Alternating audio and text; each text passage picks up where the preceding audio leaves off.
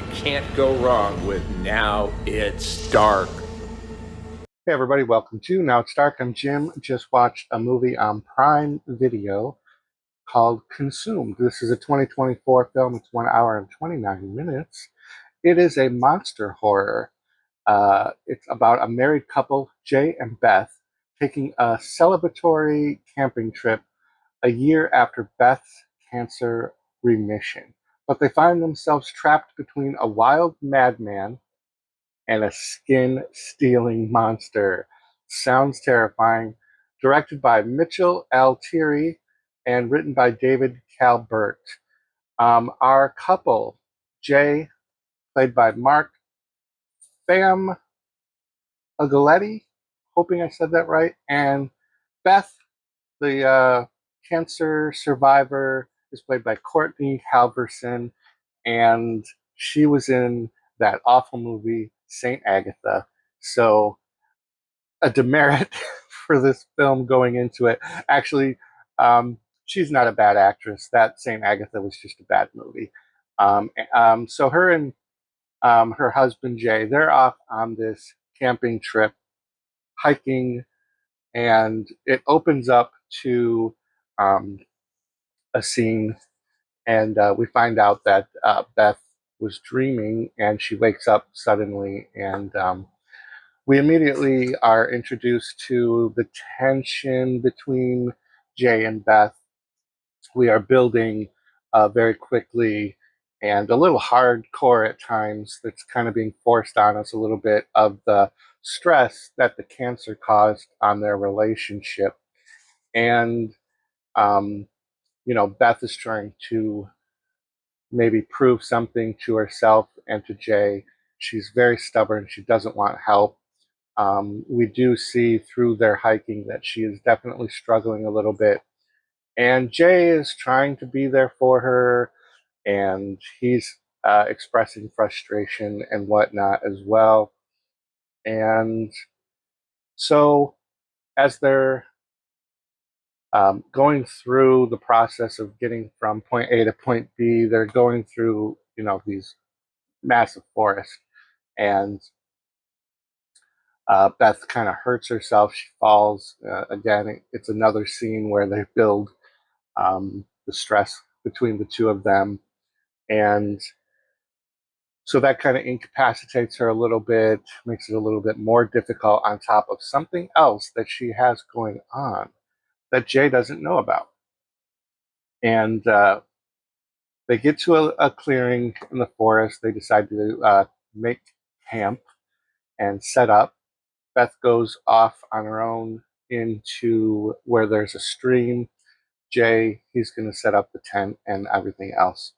While Beth is at the stream, she can see in the water, it's a very gross scene, a bear that was skinned alive. And the movie does a very good job of creating that very disgusting kind of like roadkill look and moment where you can hear the flies buzzing around, and they do a good job of doing like random shots cutting between her reaction to when she finally sees it and then different aspects of the rotting corpse of this bear that had been skinned, so there was no fur on it at all.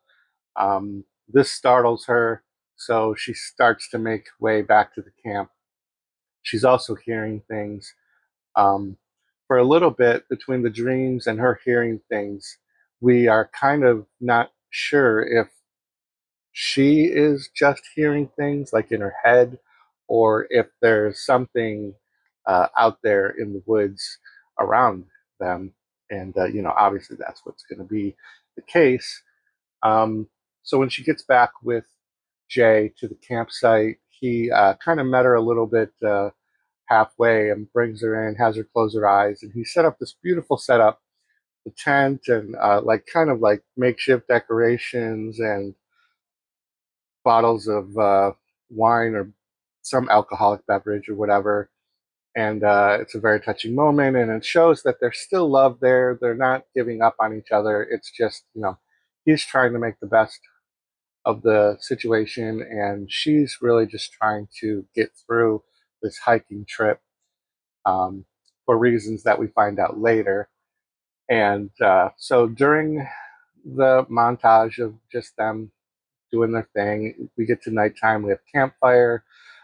Jay presents Beth with her medical band that she had when she was in the hospital going through the chemotherapy treatment and whatnot.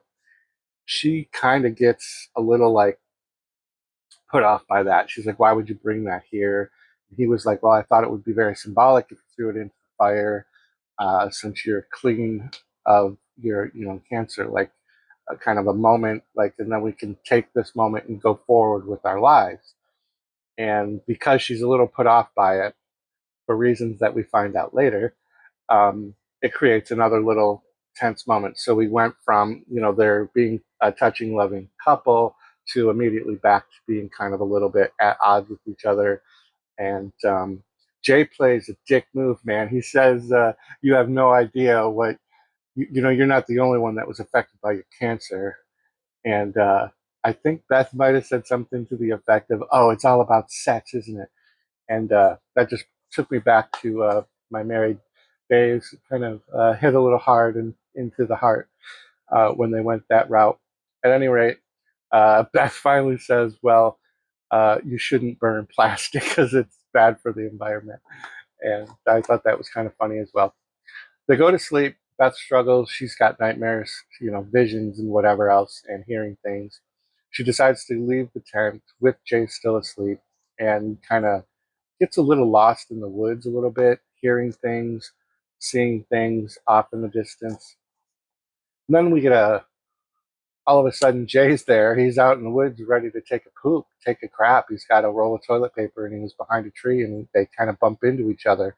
But then the activity that they can't determine whether or not it's a bear or what it is amps up. So they run back to their campsite, which is totally demolished, and there's like this gooey substance over almost everything, and it's just torn to shreds. So they have to run for safety. They have no gear at this point now, no anything, and they just run off. And some other stuff starts happening. That's as kind of as spoilery as I'll get because the rest of the movie is where the story really takes place with the what did the synopsis call it? A skin stealing monster, a skin stealing monster. And there's a madman who we get introduced to. He is played by Devon Sawa. His character's name is Quinn. We find out where that bear skin ended up being. And Quinn is living in this forest in a bunker, and he has a very complicated backstory that we find out.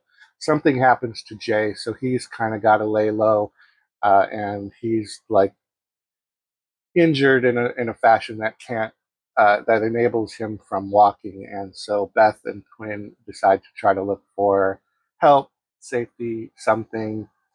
Quinn has ulterior motives and becomes like the bad guy, even though there's the skin stealing monster out there, which I think they refer to as a Wendigo, and I don't think that that's really spoilery.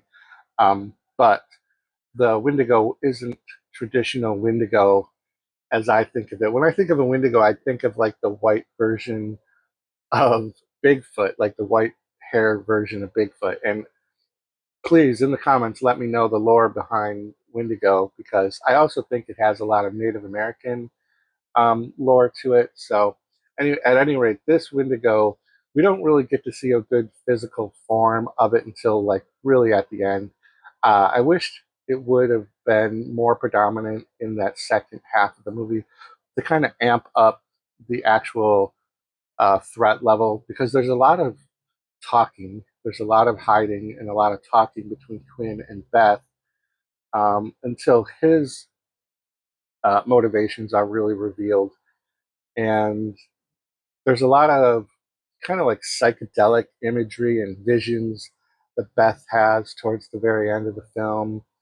And we find out that she, the secret that she's been keeping, we also find out and she has to become like that traumatized, injured, badass final girl kind of a thing. She has two different obstacles to overcome to survive this night in the forest and reunite with Jay, her husband. So yeah, this is on Shutter. I think this was $6.99, and it might also, or not Shutter. I'm so sorry, on Prime Video, and also I think you can rent it if you're an Apple person. Um, they must have a streaming service, maybe the Fire Stick or something like that. I think it was $6.99 when I rented this. I don't know if it's a $6.99 worthy movie. It would have been a great movie on Tubi, to be honest. And I guess attaching the monetary value to the movie kind of changes. Like if this was on Tubi, I would probably think higher of it than I do with having paid $6.99. I don't know if that makes any sense, but let me know in the comments down below. But yeah, this movie is consumed. If you're looking for kind of a thriller, monster horror with some suspenseful moments and a lot of dialogue at points, this might be the movie for you to check out.